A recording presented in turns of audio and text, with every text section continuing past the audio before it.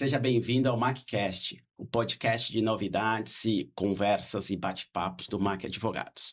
Eu sou Matheus Aimoré Carreteiro, eu sou sócio fundador do Mac Advogados e hoje a gente tem um episódio muito especial com dois convidados. Eu vou conversar aqui com o José Bevilacqua e com a Luísa Gervitz.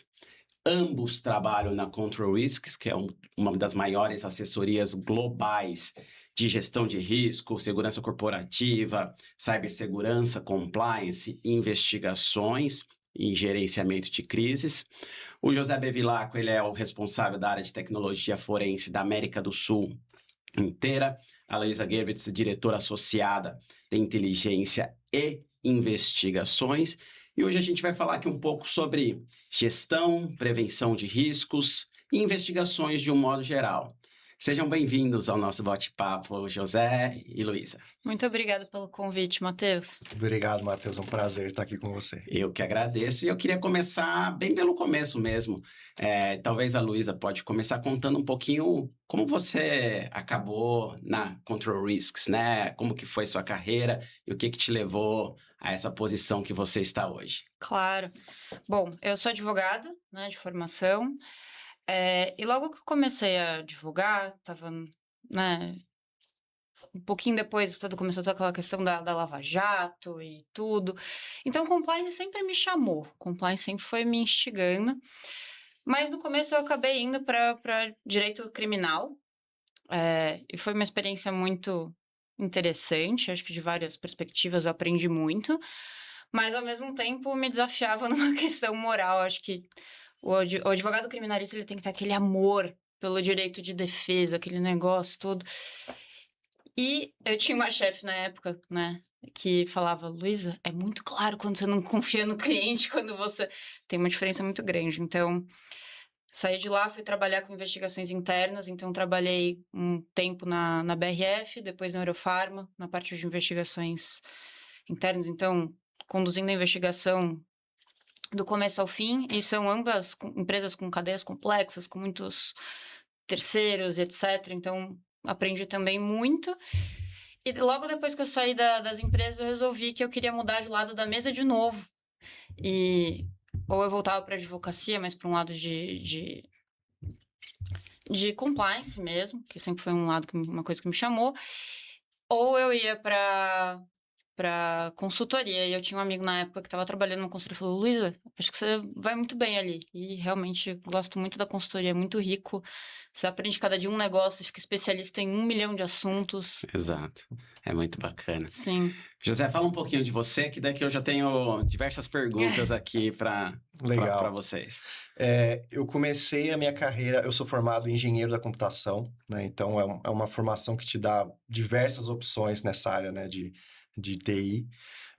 Eu comecei em Big Four, né, mais especificamente na PwC, em 2006, para fazer segurança da informação, né? E não existia ainda no Brasil a área de tecnologia forense. A forense estava começando, né, aqui no país, né? Então, a gente recebia muitos casos de fora, né, principalmente dos Estados Unidos. Então, eu comecei a fazer part-time, né, segurança da informação e tecnologia forense. Só que eu acabei, obviamente, me apaixonando por forense, né, por investigações, nunca, principalmente pelo fato de você nunca cair numa rotina, né, cada caso ser um caso, serem coisas muito interessantes e principalmente do ponto de vista de tecnologia, né. Então, eu fiquei por vários anos, né, na PwC, construindo essa área, né, junto com a equipe. Depois fui para outra Big Four também, para a KPMG, para construir essa área lá. E por volta de 2017, quando a Lava Jato aí estava bombando no país, tive essa oportunidade de ir para Control Risks e estou lá desde então, já faz mais de 9 anos. Muito legal. Eu queria trazer um ponto que você falou, Luísa, das experiências que você teve em empresas e depois você foi para uma consultoria. O que você acha que você trouxe, né, desse trabalho de compliance, investigações in-house, né, estando lá dentro do cliente? O que você trouxe dessa experiência para hoje que você acha que foi bacana? Nossa, eu acho que é muito entender a dinâmica dentro do cliente, né? Hoje a gente atende essas empresas, então entender o que é prioridade para eles dentro de um processo, o que que vai esbarrar, às vezes, em budget no começo da investigação, entender o processo que eles seguem e o que que realmente é o calo deles, o que que vai doer neles, que eles vão precisar da sua ajuda ou não, porque às vezes você vendo de fora, é isso, você tá de consultor externo, tudo parece interessante, tudo você quer poder ajudar, mas para a empresa tem exatas dores que, se você atacar, você consegue ajudar de fato o cliente a melhorar os processos ou a chegar num resultado muito satisfatório de investigação. Então, eu entendi um pouco da perspectiva do cliente estando dentro de uma empresa, assim, e isso me trouxe. É isso, às vezes quando o cliente fala, poxa, aqui não consigo fazer isso agora, eu falo, não, tudo bem, então vamos pensar numa outra forma de atacar esse problema O agora. que eu sinto, e aí um follow-up dessa pergunta que eu acho que é muito importante, é que, de um modo geral, investigação, sem saber o que que você vai encontrar, o cliente sempre fica reticente em saber se esse é um investimento bom ou ruim, né? E eu tenho certeza que isso passa em diversos casos que você trabalha, provavelmente em diversos casos que você também trabalha, José. Como que vocês lidam com isso no dia a dia? Como que você faz, inicia essa investigação, fatia ela? Qual que é o segredo para fazer funcionar na prática? Eu vou comentar um pouco, acho que da minha perspectiva, eu acho que o José também vai conseguir falar da dele, mas assim, acho que fatiar é um negócio que ajuda muito o cliente a entender onde ele tá pisando, sim. Tá, Às vezes é ruim de uma sistemática global para investigação, porque às vezes você quer atacar todos os problemas de uma vez e tentar responder rápido, porque acho que você tocou num ponto que é crucial dentro da investigação de maneira geral, que é timing. E acho que o Zé também vai trazer um pouco disso na parte dele, mas, por exemplo, a gente não trabalha só com investigação, né? A gente trabalha com rastreamento. Tudo faz parte para mim dentro de investigação, porque no fim do dia eu brinco que eu sou paga para ser curiosa e fofoqueira.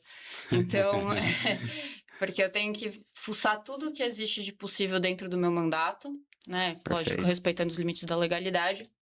Mas, ao mesmo tempo, o que eu puder trazer de informação para o cliente sempre vai ajudar ele a tomar Claro. uma decisão mais informada. Então, no fim do dia, a gente está sempre investigando, seja qual ramo. Mas é muito engraçado, porque muitos clientes vêm para a gente já numa investigação, né? E se a gente conseguisse orientar eles no começo de um processo, eventualmente, fazendo background check, uma due diligence, uma coisa bem mais investigativa, um negócio aprofundado, a gente conseguiria evitar que aquilo se tornasse uma investigação, né? Mas quando o problema já está instaurado e o cliente realmente fica com dúvida de quanto que ele vai investir naquilo, eu acho que fatiar e é isso, trazer para o cliente, ó, a gente pode começar a atacar isso, isso, isso e aquilo. Faz sentido para você? Você acha que isso daqui... Perfeito, E daí a gente vai aprofundando conforme as coisas vão trazendo elementos, né? perfeito. Você quer falar um pouco desse tema e explorar timing? Que eu sei que é um Sim. tema Não, sempre ele muito é sensível muito para sensível, muito investigações e sensível. para projetos em geral de E gestão. eu vejo da seguinte forma, que a investigação nunca vai ser um investimento, né? Você vai ser... O fato de você apagar um incêndio, né? Tá, Tem horas que você, obviamente, você não vai conseguir fugir dela, você vai ter que investigar, né? Mas toda a preparação que você faz antes disso, né? Toda a governança que você tem, né? A gestão de processos, de procedimentos, né? Retenção de dados, tudo isso ajuda muito na hora de investigar, né? E também na hora de você reportar a uma determinada autoridade, regulador, né? Você mostrar que você tem toda essa robustez, né, na sua empresa, né, que você observa a regulamentação, eventualmente, que você está sujeito, né. Então, não só o timing, como a Luísa falou, mas também como que você faz esse tipo de governança, né, porque a gente só também consegue investigar a partir dos elementos que a gente tem ali Perfeito. disponíveis para a gente, né. perfeito. E muitas vezes a gente encontra ali algumas empresas que muitas vezes não se preocupam com isso, né? E acham que durante a investigação isso vai se resolver, mas às vezes a gente acaba encontrando talvez apenas indícios e não evidências, né? O que a gente conseguiria encontrar se houvesse talvez uma gestão mais apurada, assim, uma retenção melhor pensada sobre os dados, né? Dependendo do tipo de investigação que você pode vir a Perfeito. sofrer. E vocês acham que, né, ambos mencionaram aí a Lava Jato como um marco na carreira de vocês, relevante. e para o país como um modo geral, né? De um modo geral. Vocês acham que as empresas, e aí fiquem à vontade para responder os dois ou só um, vocês acham que as empresas mudaram a gestão ou como elas tratam a informação depois da Lava Jato? Como que vocês veem isso na prática? Eu acho que com certeza teve um amadurecimento dos processos internos. Foi um pouco na marra, foi na base do medo, né? Mas eu sinto sim que as empresas, inclusive departamentos inteiros de investigação interna, BRF, por exemplo, que eu trabalhei, tinha um departamento gigante de investigação interna. E não só de investigação de fraude, eles tinham uma parte dentro do RH que já era para essa investigação de casos comportamentais. Lá atrás, quando não existia NR, etc. Enfim. Perfeito. Então, acho que sim. E quanto mais exposta a Lava Jato a empresa teve, eu acho que teve mais resposta em termos de se armar, né, Se organizar melhor. organizar internamente para as coisas, né, pararem de acontecer. Porque é isso, acho que existe sempre essa dúvida do quanto que os funcionários dão causa, quanto a cultura corporativa e quanto isso se intercambia, né? Quanto uma coisa Perfeito. alimenta a outra. Perfeito. Eu concordo totalmente. Eu acho que as empresas amadureceram muito, principalmente áreas de compliance que eram praticamente inexistentes, né, nas empresas. Elas foram criadas, né, e com pessoas já muito bem preparadas. E lá no início, né, quando na época da Lava Jato, realmente as empresas não sabiam o que fazer, né? Às vezes nunca tinham passado por isso, uma investigação. Então, foi feito um investimento muito pesado, né? Principalmente na investigação em si, né? Até talvez por despreparo, desconhecimento, né? Não saber como lidar. Mas a partir do momento que isso foi, que essa consciência, né, enfim, de você amadurecer uma área de compliance, de você lidar com investigações, as empresas até acabaram internalizando, né, alguns dos processos, e principalmente investigações internas, né, que a gente sempre via que elas terceirizavam, né, para outras empresas. Então, a gente atualmente vê essa internalização, né, desse Exato, tipo de passou a ficar atividade. caro, né? Bacana. E uma das coisas que eu sei que a Control Risk faz é uma investigação reputacional, que talvez funcione até melhor no momento prévio, né? Antes de você se associar a determinada pessoa, antes de você se associar a determinada empresa, você faz uma verificação sobre quem é o seu parceiro. Você queria falar um pouco sobre esse assunto, Luísa? Como que vocês fazem isso? E quais são os casos mais interessantes que você vê no momento? Eu acho que muito relacionado com o que você está falando, assim, é isso. A gente tem recebido A gente tem muitos clientes estrangeiros dentro da Control Risk, por ser uma empresa global, então clientes da Austrália, clientes de Singapura, clientes chineses agora, enfim, a gente tem uma diversidade muito grande, né? E é isso, eles vão investir no Brasil, vão investir no Cone Sul e eles falam, quem é essa pessoa, né? O que eu estou exposta me relacionando com essa pessoa? E essa é uma pergunta que eu encorajo muitos clientes a fazer de maneira geral, porque... e eles não fazem isso só para empresas, não, que eles estão se relacionando, mas eu vou contratar um CFO para minha empresa. Quem que era esse cara nas vidas pregressas deles? Eu acho que isso é até um pouco sintomático, até talvez de Lava Jato na época, né? Você fala, quem que eu estou trazendo para dentro da minha companhia? E hoje em dia, com essa questão comportamental, faz sentido você fazer isso também, até dessa perspectiva. Estou trazendo um chefe que vai representar a minha cultura, ou um chefe que vai ser abusivo, que vai me trazer mais passivos Problemas. do que... Exato. Exato. Então, fazer essa diligência no começo da empresa, dos executivos, é um fator diferencial, né? Acho que a gente tem pego muito agora, por exemplo, rastreamento patrimonial para fazer. Então, tá tendo um boom, acho que até pelo momento do país, no sentido de muita empresa quebrando, infelizmente, muitas empresas com dificuldades econômicas, e eles contratam a gente para entender o que eu consigo dentro de uma disputa recuperar ou não. Faz sentido entrar com uma disputa? Só que se eles tivessem feito essa diligência no começo, então para entender, poxa, essa empresa, como ela com os outros parceiros que ela tem de negócio, como que ela se comporta no mercado, como que os fornecedores veem ela, como que os clientes veem ela talvez não teria se exposto àquele risco que leva a uma disputa no final do dia. Então, E a gente tem um negócio que o sócio da minha área, ele brinca, que eu faço evangelização, que era uma coisa que eu não conhecia enquanto advogada e eu não conhecia enquanto interna.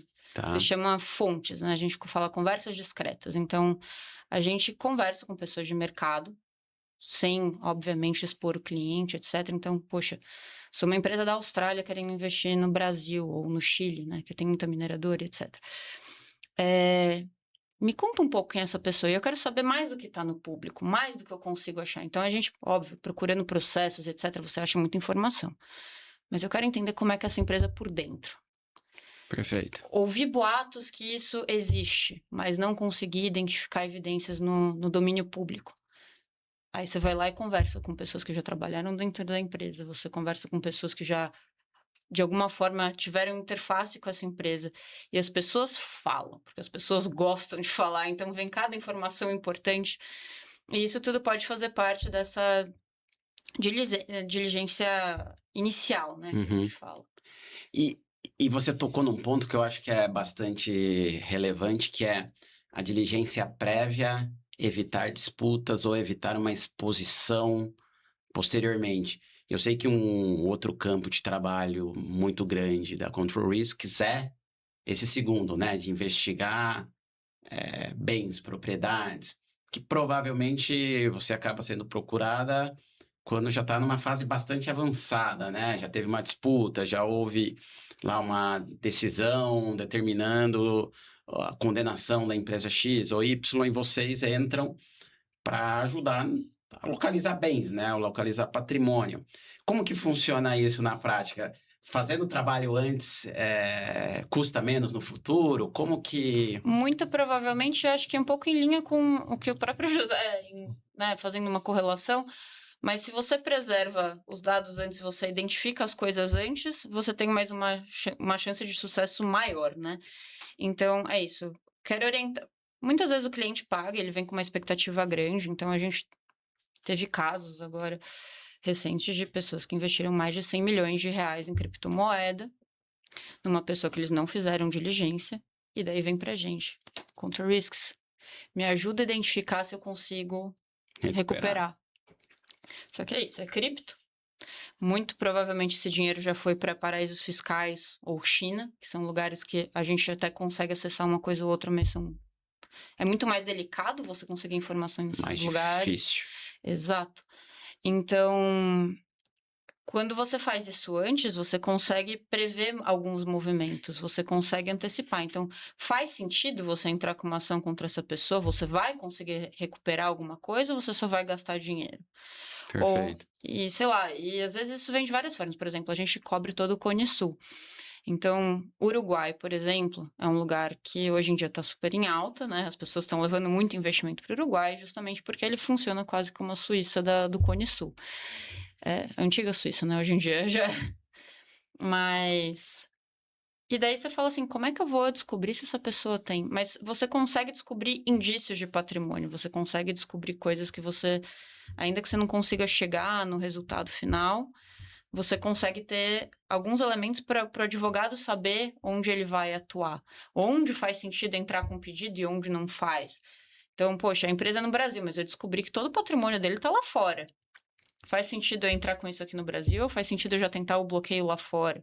Entendeu? Eu acho que isso orienta muito a estratégia. E isso você tem visto com mais frequência? Porque era muito comum, assim, a gente que trabalha com contencioso, né? Era muito comum você ver o cliente falar, poxa, vamos... Ou advocacia tradicional, né? Entra com a ação, lá na frente você se preocupa com a prova que vai ser produzida, lá na frente você se preocupa se tem bens a serem executados, né? Era o ingressar com o processo era quase tipo me desincumbir aqui Total. para o cliente, né, do meu problema, e agora está na mão do advogado, advocacia tradicional.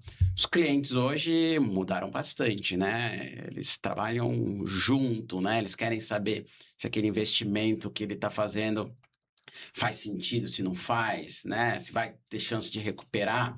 A gente já percebe isso, pelo menos no meu universo, eu percebo essa preocupação muito maior dos clientes. Você também percebe essa preocupação? Acho que é crescente. Acho que sim, existe uma curva, mas ainda está aquém do que poderia ser. Eu acho que de novo, muitos clientes chegam na gente achando que a gente vai fazer milagre, né? Então, milagre a gente não faz. A gente faz quase tudo, mas milagre ainda não. Então,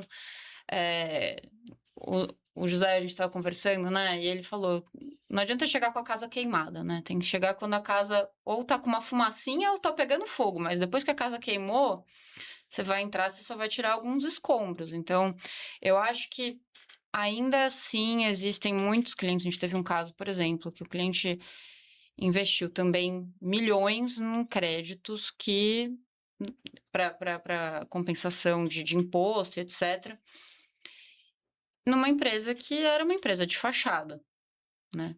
E se a gente tivesse conseguido, talvez, orientar o cliente no começo, né, não teria nem ido, talvez, para um rastreamento patrimonial. O cliente conseguiria ter passado sem essa dor de cabeça a vida dele e ter falado, putz, é uma empresa de fachada. E daí, para descobrir se é empresa de fachada, a gente já teve até cliente de fora, por exemplo, que pediu para a gente em loco entender lá, né? Vai lá e Lógico. monitora, tem atividade, tem gente entrando e saindo dessa empresa, como é que é, entendeu? Lógico. Então, eu ainda acho que ainda que esteja melhorando, acho que a gente vê um progresso, mas ainda eles, é isso, Um amadurecimento ainda não ainda tem total. espaço, ainda tem Sim. espaço para criar essa consciência de que quanto antes você faz isso se torna mais um... E eu vejo um pouco diferente do José no seguinte sentido, para mim a investigação ela é um investimento a partir do momento que depois você vai ser cobrado mais caro, porque você vai ter uma urgência, você já vai ter um dinheiro que você perdeu, então você já está correndo atrás do prejuízo. Às vezes, se você investigar antes, você evita que isso aconteça. Perfeito. E, José, você trabalha bastante com área tecnológica, né? Sim. Como que esse mercado evoluiu nesses últimos tempos? Conta um pouquinho aí pra gente. Muito.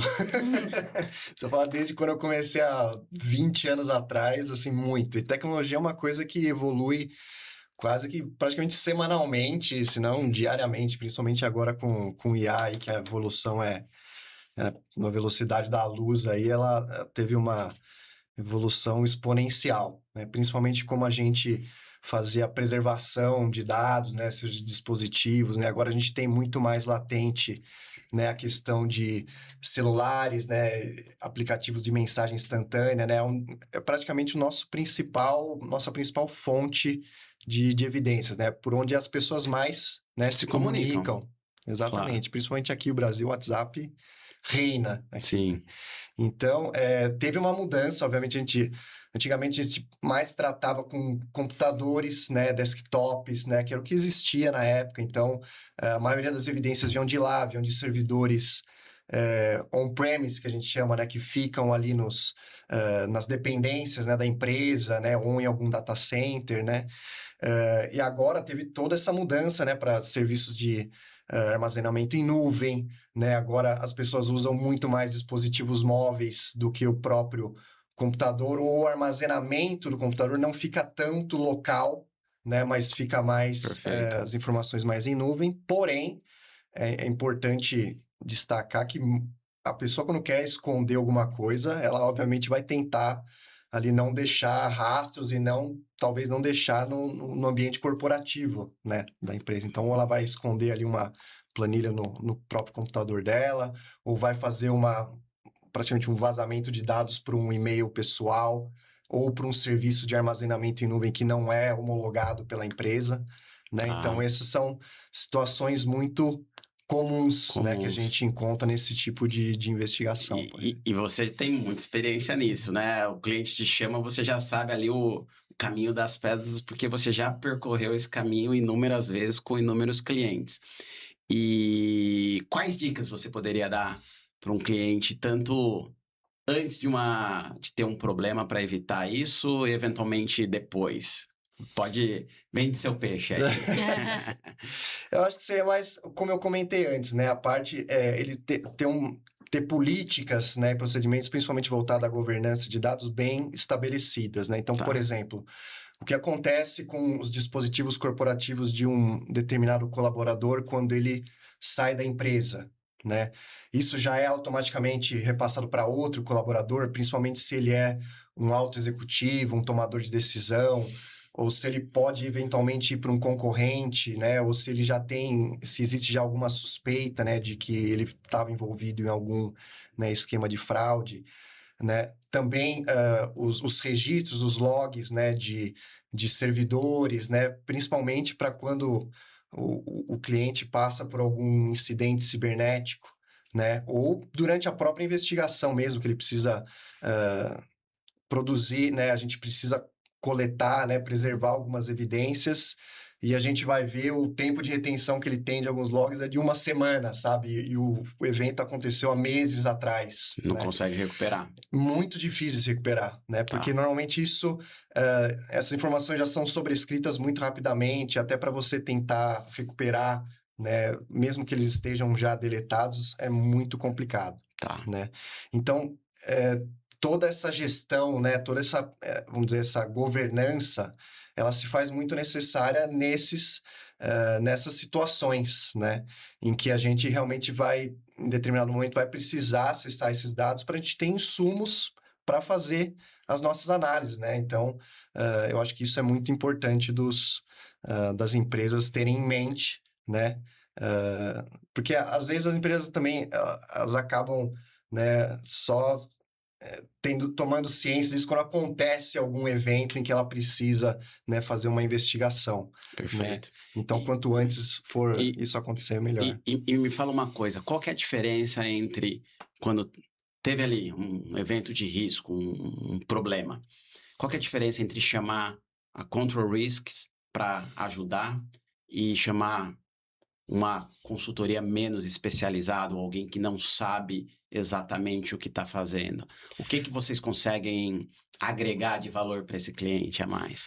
Eu acho que é principalmente na questão metodológica, né? Na metodologia forense que a gente segue, que empresas, né, especializadas como nós seguem, né, para fazer esse tipo de trabalho.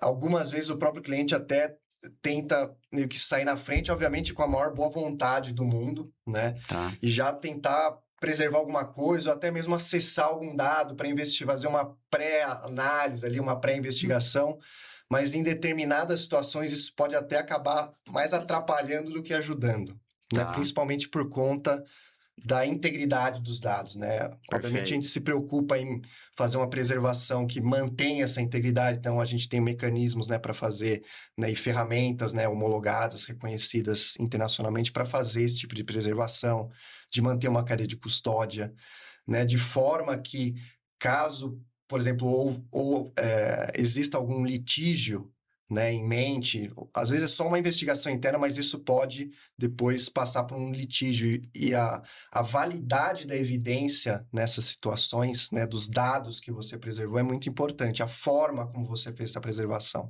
Perfeito. né? E até dando um exemplo, uma coisa que está sendo bastante discutida é utilizar evidências por exemplo, de WhatsApp, né, com prints de tela, né? Isso já não está sendo mais aceito, né, em juízo, você tem simplesmente um print de tela lá para provar que houve uma Perfeito. determinada conversa, né? Porque elas são facilmente manipuláveis, né? Você consegue gerar ou alterar muito facilmente esse tipo de informação, né? Perfeito. Então, ter toda essa preocupação com uma preservação forense sólida, né? Isso vai te ajudar e muito lá na frente, mesmo que, a princípio, você não tenha a intenção ainda de levar isso para um determinado litígio. Eu até Perfeito. queria puxar um gancho aqui, que eu acho que também é um outro ponto que a Control Risks, enfim, com toda a expertise que ela tem, poderia ajudar. A gente tem visto muito nessa crescente de tecnologia que a gente tem visto, etc. CFO scams, CEO scams, que são essas manipulações de inteligência artificial, ou às vezes nem tão sofisticado assim, mas que tem pego muito cliente desprevenido. Então, a gente recebeu alguns casos de funcionários de extrema confiança da companhia, anos trabalhando lá, que foram solicitados naquele negócio de urgência e a pressão e etc., leva a pessoa a transferir informações, dinheiro. E quando você contrata Control Risks, eu acho que é interessante de novo, a investigação ser vista como uma questão estratégica, né? Uhum. E daí, talvez, a investigação por parte do Zé seria, nesse caso, identificar quanto que essa empresa está exposta. Então, um hacker consegue acessar os documentos, ela consegue entender quem que dentro da companhia tem a gestão da informação, do fluxo de dinheiro e etc. Acho que o José podia até comentar, porque a gente tem sido acionado por alguns clientes para fazer esse cyber assessment, assim, tipo... Legal. Comenta um pouco. Eu acho que é um Não, assunto exatamente. super atual, né? É, E a como... gente tá numa... E eu quero entrar depois um pouco Uhum. mais sobre inteligência artificial com você e dessa parte né, de custódia, porque hoje em dia, assim, quem tem, né, vídeos em podcast e tudo mais, a gente vê pessoas que pegam a imagem e conseguem reproduzir. Você Uhum. consegue Sim. receber no seu celular Exatamente. a voz idêntica, a imagem idêntica e eventualmente com uma informação ali que vai prejudicar a empresa e até Com você certeza. provar que aquilo não é verdadeiro, né, acaba gerando todo o impacto.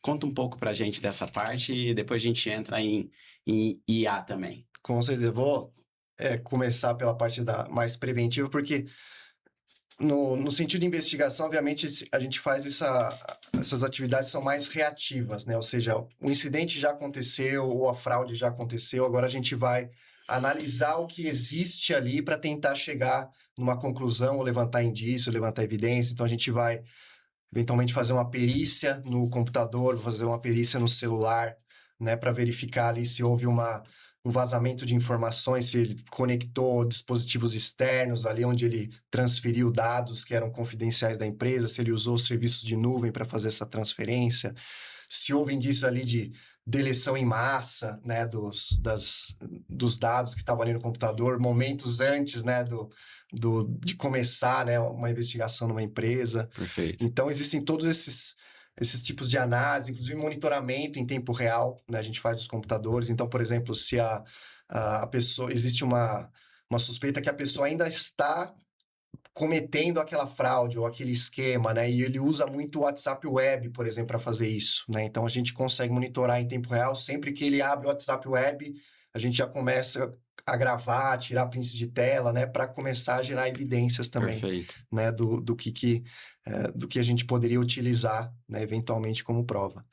E nesse ponto que a Luísa levantou também, é um serviço que a gente presta para avaliar qual que é o nível de maturidade de segurança da informação da empresa, né? Ou seja, o quão ela está exposta, né, para eventuais ataques cibernéticos, né? E como ela está preparada para responder a esses ataques cibernéticos, né? Então, a gente também faz uma avaliação Mais preventiva. mais preventivo do nível de maturidade dela, né, considerando frameworks, né, internacionais aí bastante reconhecidos. E também a gente ajuda eles a construir um plano de resposta a incidentes ou revisar esse plano de resposta a incidentes. E também a exercitá-lo, né? Porque também não adianta nada você ter ali um plano que é mais formal, de gaveta, mas na hora que Ninguém acontece o conhece. incidente, ninguém sabe o que fazer, ninguém sabe quem contatar, quem vai investigar, né? Perfeito. Quais são as pessoas envolvidas, que momento que você vai comunicar, seja para o mercado, para os acionistas. Porque você tem um plano, mas nunca precisou colocar em Em funcionamento, em prática, você não sabe o que funciona ou não, efetivamente. E Exatamente. esse tipo de serviço também acaba sendo solicitado pelos clientes. Bastante. E a gente tem diversos níveis de exercício, né? De simulação, né? A gente pode fazer uma simulação que a gente chama de simulação de mesa, né? Que seria um tabletop, que é um cenário hipotético ali com potenciais incidentes que podem acontecer dado ali o setor que a empresa atua, né? Tá. Então, a gente faz também um entendimento de qual que é o ambiente, né, do cliente, né, da infraestrutura, do plano que já existe, né, de resposta a acidentes, e prepara ali uma simulação para acontecer ali, envolvendo todos os, vamos dizer, as pessoas que estão... Todos os stakeholders. Os stakeholders desse Perfeito. plano. E também a gente pode fazer o que a gente chama de simulação live, né? Ou seja, a gente faz realmente um incidente acontecer, obviamente controlado, Perfeito. e um número mínimo de pessoas vão saber que isso realmente que é uma simulação, né? Que não é um incidente real, para aí realmente testar O ali funcionamento. efetivamente, né, Quanto que as pessoas o estão... quanto a empresa está preparada para responder esse incidente. Legal. E na prática, assim, quando vocês fazem isso, eu imagino que sempre tem alguma falha, né? Porque, afinal de Sim, contas, sim. é a primeira vez ou a segunda vez que está sendo... Exatamente. E é esse um dos principais resultados dessa simulação é exatamente como você vai melhorar o seu Perfeito. plano, como você vai melhorar o seu Você processo. A gente aprende com identifica. um erro controlado. Exatamente, você identifica, pô, existe determinados gaps aqui no meu plano que eu preciso cumprir. Ah, tal pessoa não deveria ter sido comunicada assim, você teria que ter envolvido outra pessoa ou discutido com outro stakeholder, né? Ou a comunicação não deveria ter sido feita dessa forma. Perfeito. Então, sempre tem pontos de melhoria e em que as empresas vão incorporando isso nos planos de resposta a incidentes. Legal. E agora que a gente está falando da parte corporativa, eu acho que a Luísa mencionou a questão de fraudes corporativas, né? Que eu imagino que é um campo que vocês atuam com bastante frequência. Conta um pouquinho mais para a gente como que é atuar nessa área, onde que vocês conseguem agregar valor ali para o cliente e que, no final das contas, é quem está nos ouvindo aqui. A fraude corporativa é isso, né? Ela vem de uma série de descumprimentos, às vezes uma série de monitoramentos que poderiam estar acontecendo e às vezes, né, por ser um funcionário de segurança, de confiança da companhia, etc., esses controles são mitigados, eles são um pouco mais Perfeito. soft, né? Ficam mais flexíveis com o tempo. Exato. Mas a gente pega muito essa parte de fraude corporativa em todos os níveis, mas acho que até por ser uma empresa de consultoria, e, enfim, na BRF, né, a gente pegava muito fraude de todos os tipos, então fraudes menores dentro das fábricas, etc. Hoje em dia a gente vai para fraudes mais sofisticadas, então que fazem sentido você ter um terceiro externo olhando para aquilo e protegendo. Então acho que a gente tem visto muito essa questão de se é false ou scam, porque é isso, a pessoa está pagando um negócio que ela não foi autorizada, que ela não percebeu as falhas de gestão ali. Tá. Então esse tem sido um caso relativamente frequente. E a gente também ajuda muito a investigar, até como auxiliar de advogado e etc., né? Então, um sócio sacaneia o outro, então a gente, ou potencialmente está sacaneando, né? Enfim, esse tipo de fraude corporativa, a gente ajuda a investigar e tenta entrar junto com o cliente dentro da situação, então revisar contas de dentro da empresa, do escritório, enfim, daquilo que a gente está investigando, verificar a comunicação. Então, porque a gente acha hoje em dia, nossa, as pessoas usam e-mail, ainda trocam e-mail e falam coisas relevantes por e-mail. Da mesma forma que a fonte surpreende, porque você fala, nossa, as pessoas não falariam isso, as pessoas falam isso e ainda falam muito por e-mail, então você ainda sempre pega... se surpreende. Sempre, sempre. Então, revisar as comunicações corporativas entre as pessoas é um negócio que ainda traz muita informação, é muito legal, ainda mais se a pessoa tem um celular corporativo, porque o celular pessoal você tem a restrição de coletar, né? Sim. Mas o celular corporativo também você tira informações valiosíssimas, e daí é isso. Esquema com fornecedor, bypass do sócio, ou o funcionário, o alto executivo da empresa também que estava desviando. Então, a gente já teve um caso, não era nenhuma empresa brasileira, salvo engano, que o funcionário tinha criado, inclusive, uma planilha paralela dentro do e-mail dele, que a gente conseguiu acessar, que ele tinha nomeado ali, e ele colocava a porcentagem que ele ia ganhar nos acordos com os fornecedores. Uau. Então, é a corrupção privada, que aqui no Brasil ainda não tem uma legislação, uma punição em cima, mas é uma corrupção de alguma forma, né? E provavelmente descumprimento das normas da companhia. Não, isso 100%, porque o caixa 2 não é, mas a gente Sim. pega e normalmente é isso, a gente tem mais contato hoje com altos executivos fazendo esse tipo de coisa. Você fala, nossa, uma pessoa de confiança, etc, mas é isso, por isso que eu falo.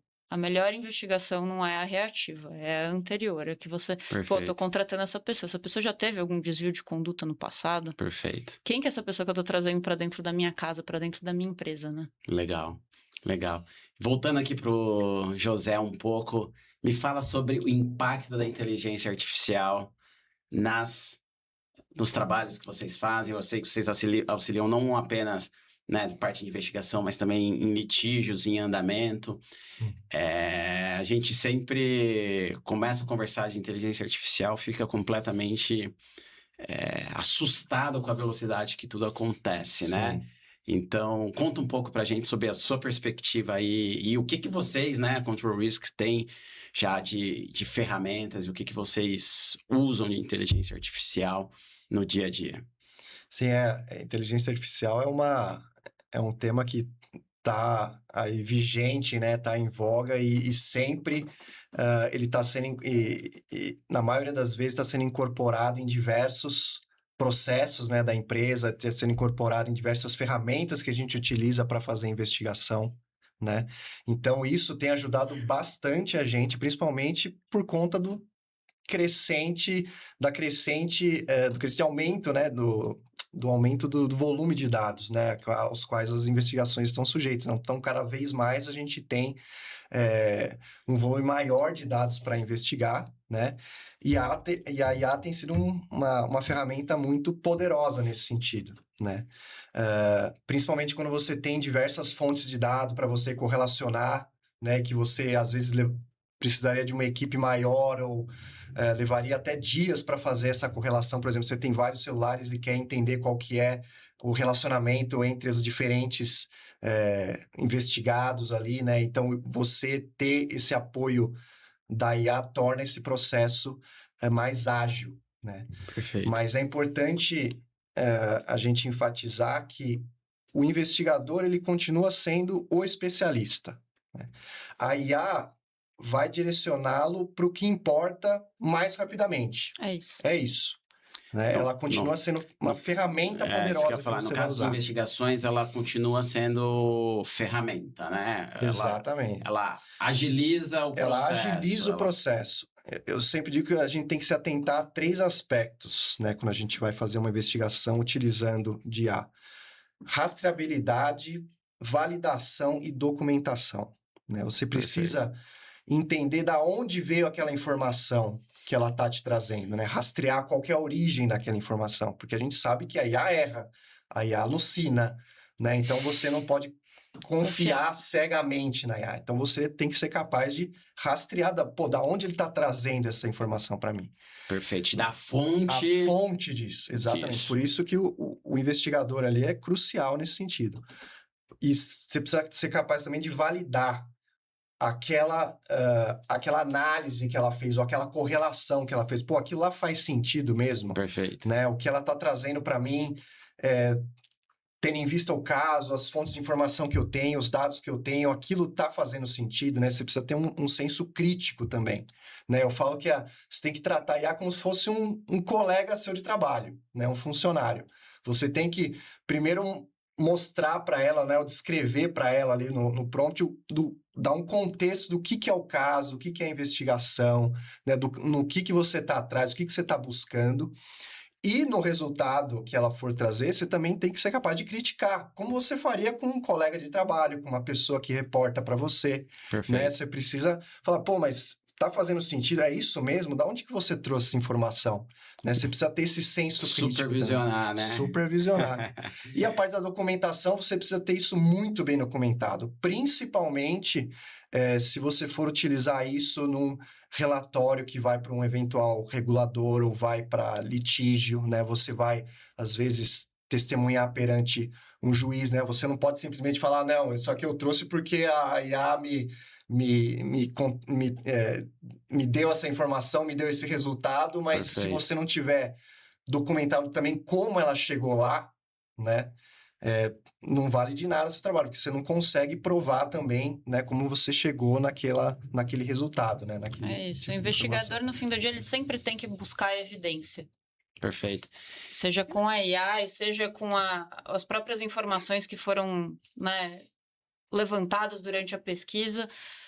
A evidência daquilo que você, né, é o que realmente vai ajudar o cliente no fim do dia. E no fim das contas, um ponto que vocês ambos tocaram aqui, que eu acho que é muito importante, é o papel da Control Risks, né, da consultoria, de mãos dadas com o cliente, ajudando ou a prevenir aquele problema, né, ou fazer uma gestão daquele problema depois que ele surge, e eventualmente até com um advogado interno, advogado externo, acaba sendo um trabalho bem de várias mãos, né? Várias É um mãos. time Exatamente. mesmo trabalhando para aquele Quanto mais objetivo. cabeças, melhor. Exatamente. Sempre. Outro exemplo de uma prevenção, né? A gente, por exemplo, quando você quer antecipar, por exemplo, uma determinada empresa foi incitada num caso emblemático aí que está na mídia, ela não foi acusada de nada ainda, mas apenas citada,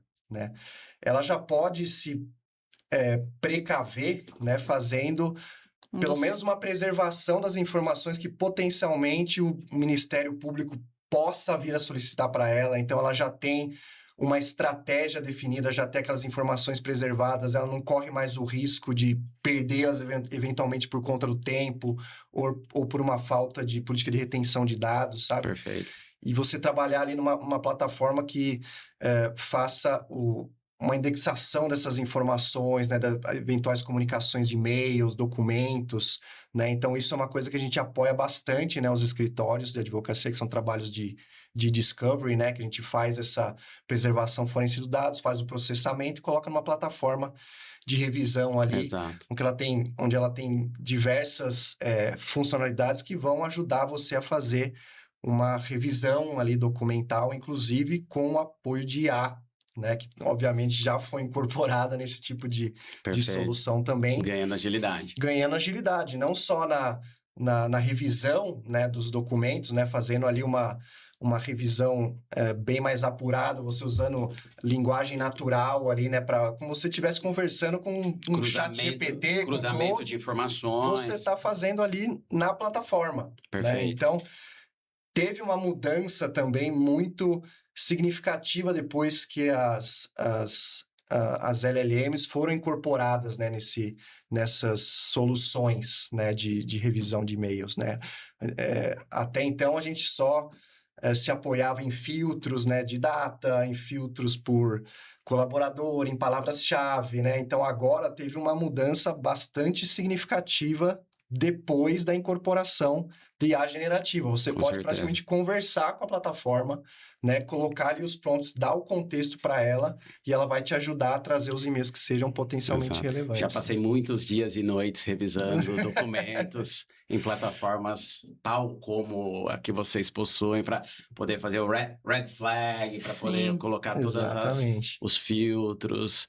Eu imagino imagina não, né? A gente já sabe que o trabalho hoje é bastante facilitado e acelerado, né? E principalmente quando você tem cada vez mais os prazos estão mais curtos, né? Às vezes você não tem muito tempo para fazer uma revisão tão extensiva, então você pode se apoiar na IA para agilizar todo esse processo. E, inclusive, depois que você faz essa identificação de eventuais documentos relevantes, a IA também é empregada para você organizar tudo que você trouxe, então, tudo que você classificou como relevante. Então, colocar ali numa linha do tempo. Cronologicamente, por pessoa, por assunto. Perfeito. Ele te ajuda a minutar perguntas para entrevistas que possam vir a ter, né, que você precise fazer. Então, tudo isso a IA já nos ajuda nesse tipo de investigação que envolva, né, esse tipo de análise. Muito legal. E agora eu quero passar para uma parte mais difícil. Sempre tem fica para o final, né? A parte difícil da conversa, que é a parte preditiva. Eu queria que vocês fizessem um exercício, e não vale copiar um do outro, sim, para o futuro. O que vai ser a dor das empresas, dos clientes, né? Do advogado que está ali sentado, né, in-house, na empresa. O que vocês acham, né? Obviamente, tratando aí da área de vocês, de investigações, gestão de risco, prevenção de risco. O que você acha que vai ser a dor dessas pessoas nos próximos 3, 4, 5 anos? E o que eles podem fazer para evitar ou se preparar melhor para esses desafios aí do futuro próximo? O que vocês acham? Vou pegar o gancho da IA, né, que a gente estava falando. Eu acho que cada vez mais ela vai estar mais sofisticada, né? A gente vê aí que diferentes modelos, cada um agora está na vanguarda, né? Parece que cada 2, 3 meses uma se destaca, né? E cada uma serve para uma coisa Para uma também, coisa, né? com modelos mais eficientes, né? Mais apurados, principalmente na geração de imagens, como a gente falou de deepfakes, né? Eu acho que cada vez mais a gente vai ver esse tipo de, vamos dizer, ataque cibernético, né? E cada vez mais sofisticado, né? Hoje a gente já tem muito comumente o ataque do CEO fake, né? Que é não só por voz, mas também por vídeo, né? E ele aparentar ser o CEO da empresa, pedindo ali uma transferência, né? Pedindo ali um investimento para uma pessoa do financeiro.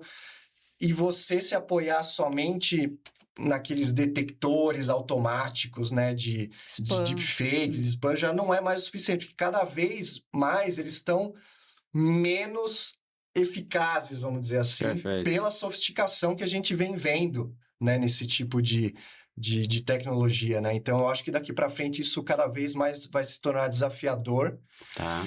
e as empresas vão ter que continuar se educando, continuar se preparando para se prevenir desse tipo de ataque, né? Porque atualmente, eu acho que isso vai continuar uma constante, você ir atrás do atacante é muito difícil. Principalmente nesses grupos hackers que são bastante sofisticados, ou seja, eles têm inúmeros mecanismos para não deixar rastros, você não conseguir chegar na origem, né? Então, o que acaba acontecendo é que as empresas vão ter que confiar mais, ou se preparar mais no sentido de como eu consigo melhorar os meus processos, o treinamento dos meus colaboradores para não cair nesse tipo de ataque. Muito mais sistêmico do que individual, né? Também, né? Porque eles acabam investindo, vamos dizer assim, né? Os atacantes, vamos dizer que é na forma mais fácil deles conseguirem entrar lá, que provavelmente é uma engenharia social, né? São as próprias pessoas ali fazendo o trabalho para eles, né? Do que eles terem que trazer ou construir um ataque muito mais elaborado, que leva mais tempo. Então, para eles, isso é o quick win, vamos dizer assim. Perfeito. Né? Gostei. Boa dica. Eu vou Luísa. um pouco na linha dele e eu acho que o que o José trouxe aqui, ele presume uma boa-fé da pessoa que está envolvida. Então, é a pessoa que cai no erro, né? Exato. Então, eu acho que o desafio da companhia também, eu acho que, muito embora a gente tenha tido um amadurecimento muito grande das companhias em relação ao compliance, as estruturas de riscos e etc., pós-Lava Jato, eu acho que conforme as operações foram caindo, né? Acho que Sim. até o Master, Reag, etc., foi talvez um pouco, até muito sofisticados, mas assim, foi um pouco sintomático dessa diminuição de controle das companhias. Acho que talvez é isso, de checar as empresas de fachada, etc. Eu acho que o desafio vai ser a otimização dessas estruturas e talvez esse controle mais sistêmico que você falou, porque é isso, as pessoas hoje em dia com AI e cada vez mais ferramentas, se alguém que não está bem intencionado entrar na sua companhia, ela também consegue extrair as informações importantes que ela precisa muito mais rápido, entender o sistema de dentro da companhia de uma maneira mais ágil. Então, eu acho que, de uma perspectiva da companhia, cada vez mais é relevante você entender quem que você está trazendo para dentro da sua companhia.